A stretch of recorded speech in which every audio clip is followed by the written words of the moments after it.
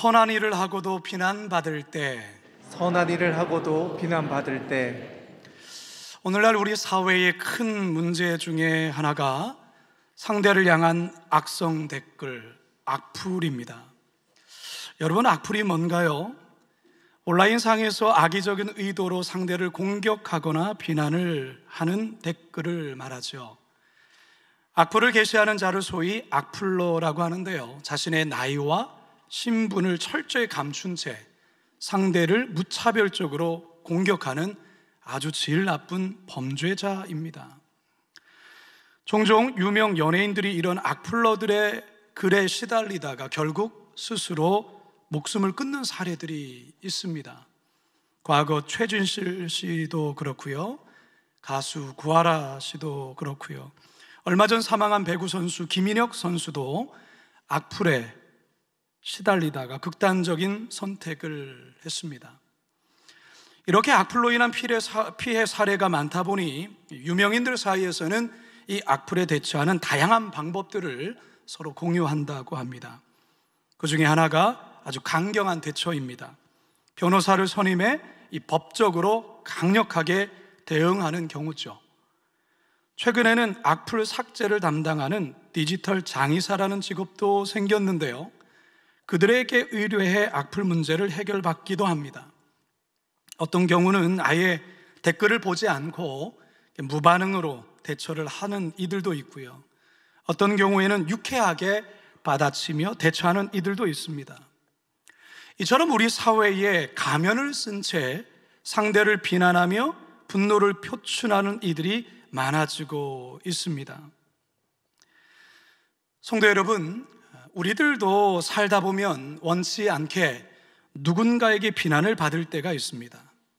자신이 뭔가 실수를 해서 혹은 잘못을 해서 비난을 받는 때도 있지만, 선한 일을 했는데, 좋은 일을 했는데도 비난을 받을 때 있습니다. 이럴 때 마음이 어떻습니까? 정말 속상하고 많이 고통스럽습니다. 오늘 본문에서의 베드로가 그런 상황에 처해 있습니다. 베드로는 그저 하나님의 말씀에 순종하여 이방인 고넬료 집에 들어가 복음을 전한 것뿐인데, 예루살렘 교회 내에 이 유대 신자들이 베드로를 향해 비난을 쏟아낸 것입니다. 만일 여러분이 베드로의 입장이라면 어떠하겠습니까? 정말 속상하겠죠. 그런데 놀랍게도 베드로는 참으로 의연하게, 그리고 아주 지혜롭게 이 상황을 대처하며 위기를 헤쳐나갑니다. 과연 베드로가 어떻게 이 같은 상황 속에서 이런 어려운 문제를 해결해 나가는지, 이제 다 같이 본문으로 들어가 함께 살펴보면서 우리를 향한 하나님의 살아계신 음성 듣게 되기를 간절히 축원합니다. 첫 번째, 따라 하시겠습니다. 감정적으로 대응해서는 안 됩니다. 감정적으로 대응해서는 안 됩니다. 이방인 고넬료 가정에 성령이 임하고 그들 모두가 세례를 받아 그리스도인이 되었다라는 소식이 예루살렘 교회에 전해졌습니다. 그 같은 내용이 1절에 소개되죠. 1절입니다. 시작. 유대에 있는 사도들과 형제들이 이방인도 하나님의 말씀을 받았다함을 들었더니, 복음이 유대인을 넘어서 이방인들에게까지 전해졌고 그들도 성령을 받아 이제 이방 선교의 길이 활짝 열렸다면 이 얼마나 기쁘고 감격스러운 소식이겠습니까? 사실 교회는 수고하고 애쓴 이들을 향해 칭찬과 큰 격려를 전해야 되는 것입니다. 그런데 칭찬은커녕 격려는커녕 맹렬한 비난이 쏟아졌습니다. 이 같은 비난을 쏟아낸 그 장본인이 누구인가? 2절과 3절입니다. 시작. 베드로가 예루살렘에 올라갔을 때에 할례자들이 비난하여 이르되 내가 무할례자의 집에 들어가 함께 먹었다 하니. 자, 여기 보면 할례자들이라고 표현되고 있죠. 이 헬라어는 호이 에크 페르토메스라는 그런 헬라어 단어가 쓰여 있는데요, 이 말의 뜻은 할례받은 사람들이라는 말이에요. 일반적으로 이 표현은 유대인들을 가리키는 표현이지만 여기서는 기독교로 개종한 유대인을 말하는 것입니다. 더 구체적으로 말하면 바리새인이었다가 기독교로 개종한 자들이라는 것이죠. 우리는 이들을 예의주시하며 주의 깊게 볼 필요가 있습니다. 이들은 앞으로 계속해서 여러 번 등장을 하는데요, 복음이 이방 땅에 전해질 때마다 모세의 율법과 할례를 들어서 계속적인 긴장 관계를 일으키는 그런 자들입니다. 분명 이들이 기독교로 개종은 했음에도 불구하고 할례에 대한 여전한 우월의식 속에 이방인들을 열등한 자로 바라보면서 문제를 일으켰던 그런 자들입니다. 이제 우리가 사도행전 15장에 가면 일단 우리가 자세히 보겠지만 이들을 무리가 수리아 안디옥 교회까지 찾아가서 할례 받지 않으면 구원을 받지 못한 것이라고 가르치면서 교회를 어지럽힙니다. 우리 사도행전 15장 1절과 2절 상반절 함께 봅니다. 시작. 어떤 사람들이 유대로부터 내려와서 형제들을 가르치되 너희가 모세의 법대로 할례를 받지 아니하면 능히 구원을 받지 못하리라 하니 바울 및 바나바와 그들 사이에 적지 아니한 다툼과 변론이 일어난지라. 아멘. 바로 이런 문제들을 일으키는 자들이에요. 아무튼 이 할례파 신자들이 베드로를 향해 이방인과 식사 교제를 한 것에 대해 트집을 잡고 비난을 가했던 것입니다. 여러분, 베드로의 입장에서는 대단히 억울하고 속상하죠. 베드로가 처음부터 이방인 집에 들어가 그들과 교제하고 식사하려고 했습니까? 전혀 아니죠. 성령님의 강권적인 역사에 의해서 베드로는 순종한 것 뿐이었습니다. 그런데 이러한 자신을 향하여 맹렬한 비난이 쏟아졌던 것이죠. 대단히 억울하고 속상했을 것입니다. 그런데 참으로 베드로가 대단한 것이 이들의 비난에 대해 베드로는 감정적으로 대응하거나 감정에 휘둘리지 않았다라는 것입니다. 여러분, 베드로의 이때 당시 위치가 어느 정도 위치에 있습니까? 베드로는 사도 중에 사도입니다. 예루살렘 교회의 수장이지요. 그렇기 때문에 사도의 권위를 가지고 이 할례파 유대인들을 향해서 아주 강하게 이야기할 수도 있고 불같이 역정을 낼 수도 있었을 것입니다. 하지만 베드로는 그렇게 하지 않습니다. 왜 그럴까요? 하나님의 선한 역사를 격한 감정으로, 분노로 그르칠 수가 없기 때문에 그렇습니다. 다시 말해 사단에게 틈을 내줄 수 없기 때문에 그렇습니다. 우리에게 온유한 지도자로 잘 알려진 모세, 그가 왜 평생 수건이었던 가나안 땅에 자신은 들어가지 못했습니까? 그가 결국은 그 자신의 혈기, 격한 감정을 추스르지 못한 결과였던 것이죠. 민수기 20장을 함께 읽어봅니다. 시작. 모세와 아론이 회중을 그 반석 앞에 모으고 모세가 그들에게 이르되 반역한 너희여 들으라. 우리가 너희를 위하여 이 반석에서 물을 내려 하고 모세가 그의 손을 들어 그의 지팡이로 반석을 2번 치니 물이 많이 솟아 나오므로 회중과 그들의 짐승이 마시니라. 여호와께서 모세와 아론에게 이르시되 너희가 나를 믿지 아니하고 이스라엘 자손의 목전에서 내 거룩함을 나타내지 아니한 고로 너희는 이 회중을 내가 그들에게 준 땅으로 인도하여 드리지 못하리라 하시니라. 여러분, 인간은 감정의 존재이죠. 감정적인 존재입니다. 때문에 어떤 비난을 받게 되면 마음이 상하게 되고 함께 격한 감정을 표현하고 분출할 때가 있죠. 그런데 여러분, 우리 그리스도인들이 이거 조심해야 된다는 거예요. 특히 교회 지도자일수록, 모임의 리더일수록 더더욱 그렇습니다. 왜 그럴까요? 사단은 분노하는 감정에 틈을 타기 때문에 그렇습니다. 격분하는, 혈기를 부리는 그 사람을 넘어뜨려요. 교회를 힘들게 해요. 교회를 무너뜨린다라는 것이죠. 지혜왕 솔로몬은 전쟁에서의 승리의 비결이 분노를 다스리는 것에 있다라고 말을 해요. 잠언 16장 32절입니다. 시작. 노하기를 더디하는 자는 용사보다 낫고 자기의 마음을 다스리는 자는 성을 빼앗는 자보다 나으니라. 아멘. 여러분, 막 격분한 상태에서 바로 은혜로운 예배가 됩니까? 막 화를 내고 나서 은혜로운 찬양 속에 들어가기가 쉽습니까? 어렵죠.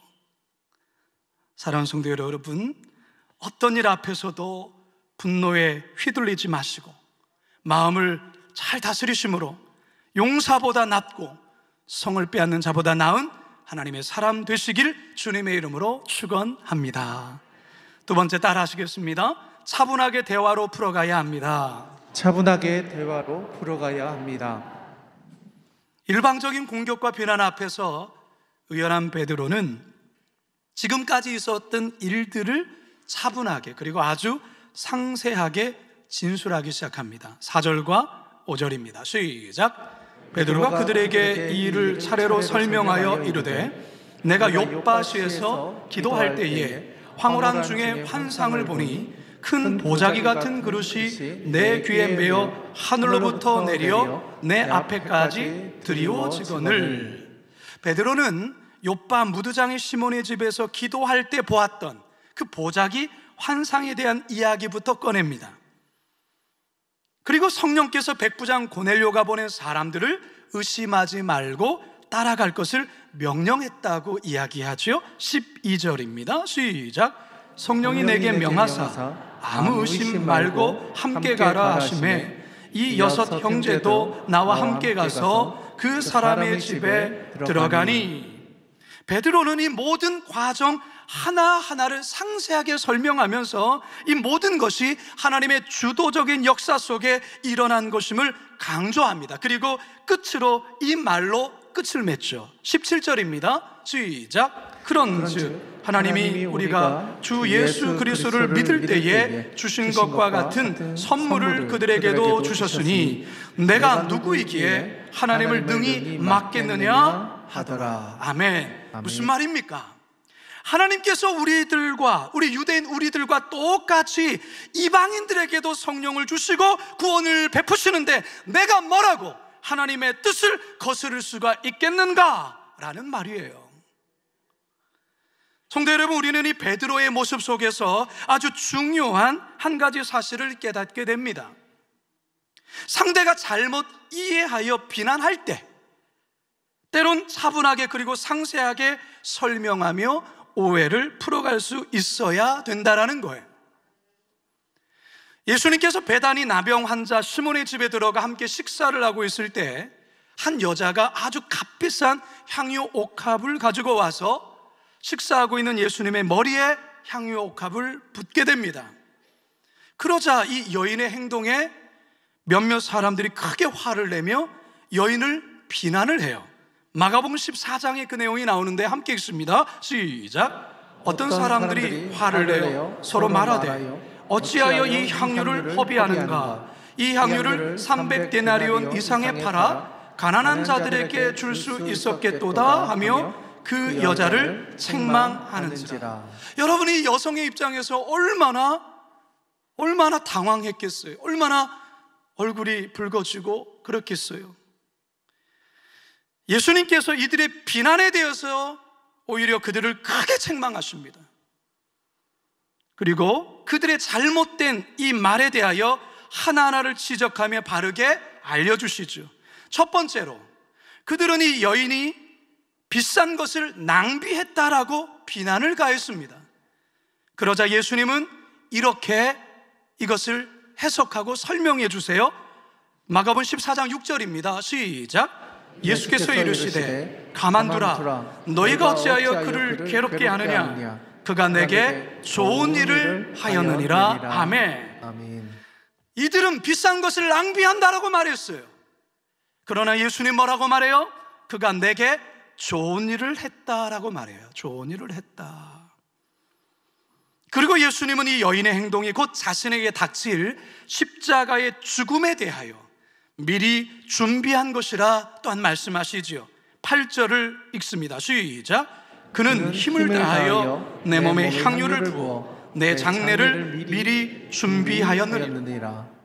여성에 대한 이 비난에 대하여 예수님께서 그들의 말을 하나씩 반박하면서 새롭게 해석해 주시고 설명해 주고 있다라는 거예요.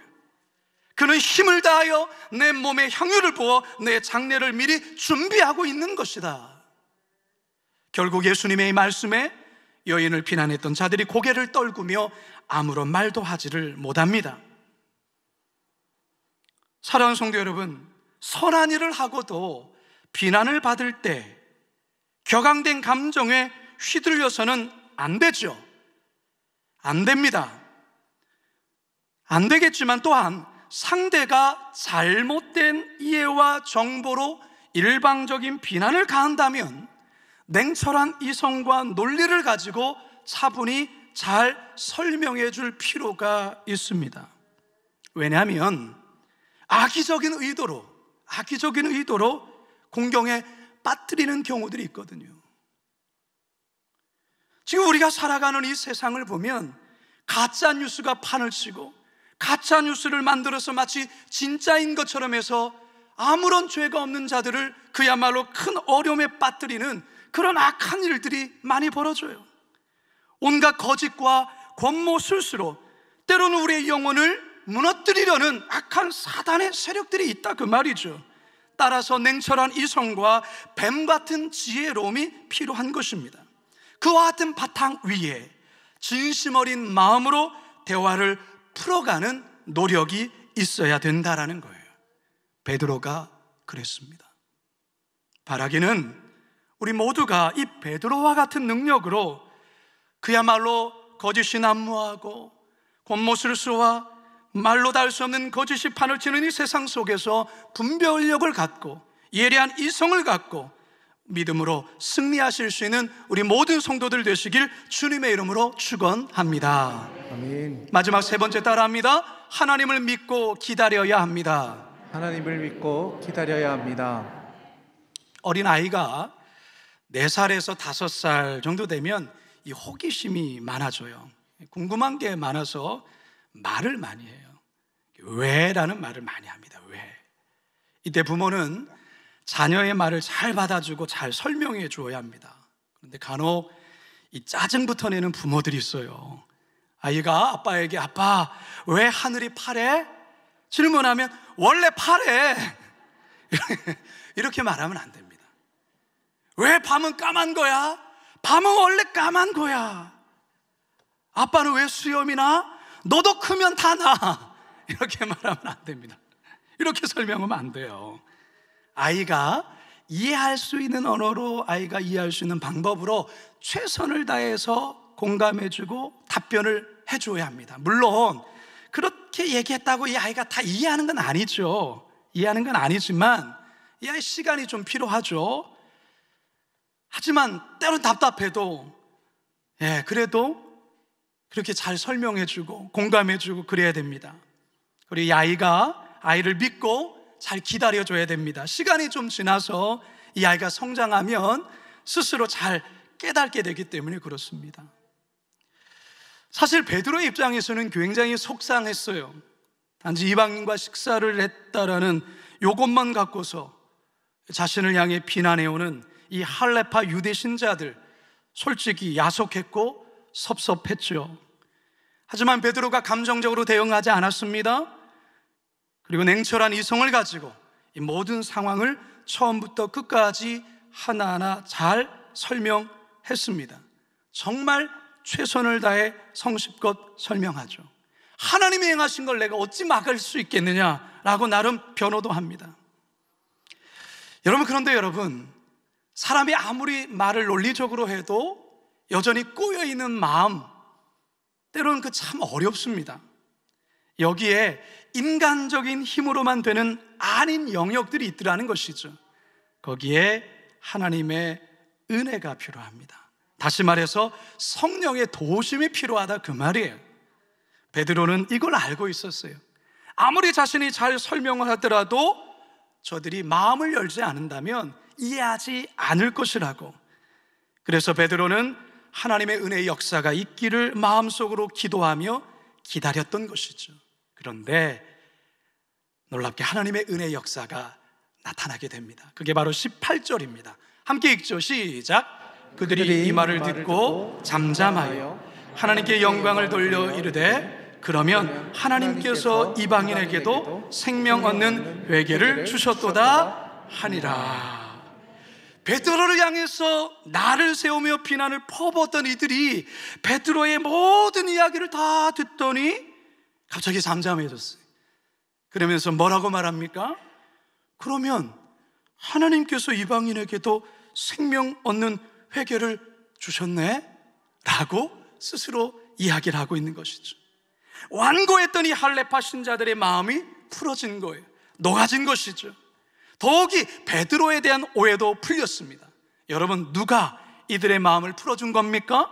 성령 하나님께서 역사하시고 풀어주신 것입니다.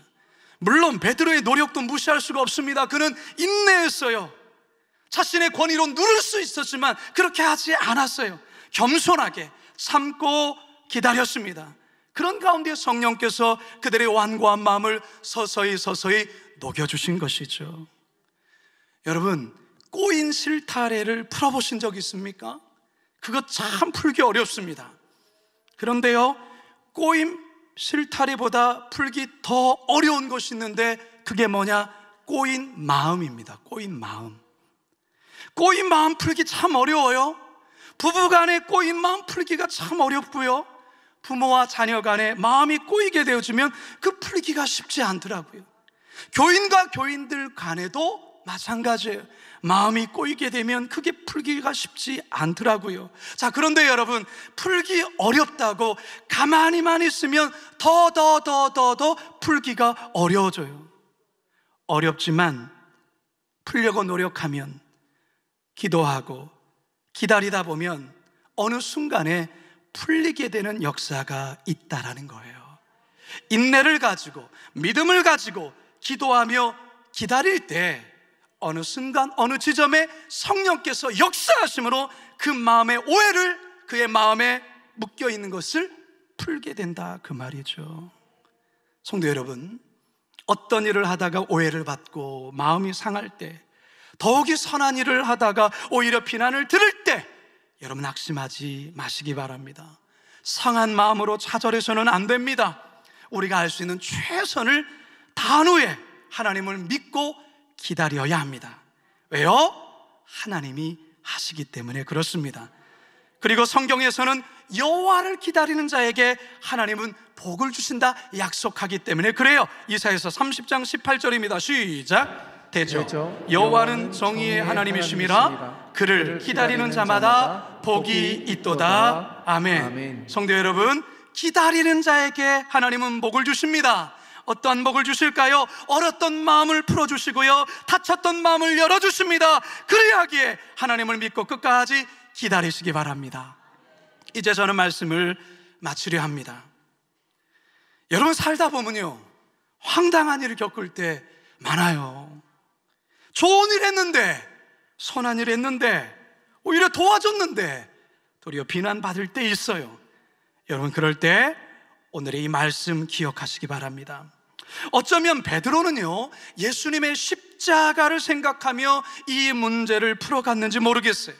여러분, 십자가는요, 선한 일을 하고도 비난받은 예수님의 대표적인 사건이에요. 십자가는 죄인들을 구원하기 위해 예수님이 되신 십자가 아닙니까? 그런데 사람들은 십자가를 지신 예수님을 오해하며 비난했어요. 호산나 다윗의 자손 예수여 우리를 구원하소서 열광하며 외쳤던 그 군중들이 예수님이 십자가를 지자 예수님을 향해 비난했어요. 제자들 또한도 십자가를 지시는 예수님을 오해했다라는 것이죠. 그러나 우리 주님, 그들을 향해 저주하지 않았습니다. 격한 감정으로 응수하지 않았습니다. 잠잠히 참아 기도하며 기다렸던 것입니다. 결국 언제 풀릴까요? 십자가에 대한 모든 오해와 비난은 예수님이 부활하심으로 말미암아 십자가에 대한 모든 오해가 풀리게 되었다는 사실입니다. 베드로는 이 예수님의 십자가를 생각하며 자신에게도 닥친 그 비난과 오해를 극복했다는 것입니다. 사랑하는 성도 여러분, 혹시 가까운 사람으로부터 오해를 받고 비난까지 받으셨습니까? 선한 의도를 행했는데 오히려 큰 상처를 받으셨습니까? 예수님의 십자가를 생각하시기 바랍니다. 그리고 오늘 본문의 말씀에 이 베드로를 쳐다보십시오. 그래서 여러분, 어떠한 비난 앞에서도 예수님처럼, 베드로처럼 대처하심으로 믿음의 승리자들 다 되시길 주님의 이름으로 축원합니다. 축원합니다. 축원합니다. 우리 말씀을 기억하면서 함께 이 결단의 찬양 함께 고백하며 나가겠습니다. 내게 허락하신 시련을 통해 나의 믿음 더욱 강하게 자라고 험한 산과 골짜기 지나는 동안 주께 더 가까이 나를 이끄시네. 내가 겪는 시험이 어렵고 힘겨워도 내 주님보다 크지 않네. 내 앞에 바다가 갈라지지 않으며 주가 나로 바다를 걷게 하리. 나는 믿네.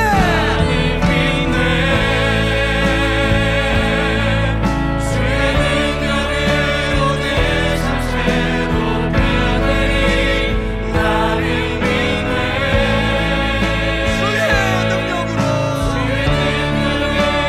담대히 나가리라. 주와 함께 싸워 승리하리라. 날마다 믿음으로 나 살아. 한 번 더 고백합니다. 나는 믿네. 주의 능력으로 내 삶 새롭게 되리. 나는 믿네. 주의 능력으로 담대히 나가리라. 주와 함께 싸워 승리하리라. 날마다 믿음으로 나 살아가리. 우리 시간 같이 한번 기도합시다. 오늘 말씀을 들으면서 오늘 말씀의 내용이 자신을 가리킨다라고 느끼시는 성도들이 있을 줄 압니다. 오늘 하나님께서 여러분께 들려주신 그 말씀을 붙잡기 바랍니다. 악한 세상 속에서 우리가 어떻게 믿음으로 승리할지 오늘 주님께서 우리에게 말씀하셨습니다. 낙심하면 안 됩니다. 절망해서도 안 되는 것입니다. 오직 십자가 바라보면서 주신 말씀 붙잡고 나가야 될 줄로 믿습니다. 주여 한번 부르짖고 함께 기도하며 나갑시다. 주여 살아계신 아버지 하나님 아버지 주님께서 우리에게 말씀을 통하여 주님 인도해 주시옵소서. 하나님 아버지 주님께서 우리에게 들려주신 이 말씀이 우리의 삶의 능력이 되게 하여 주시고 하나님 아버지 어떠한 아버지 절망된 상황 속에서도 낙심하지 아니하고 믿음으로 반응하며 나아갈 수 있는 은혜를 우리에게 허락하여 주시옵소서.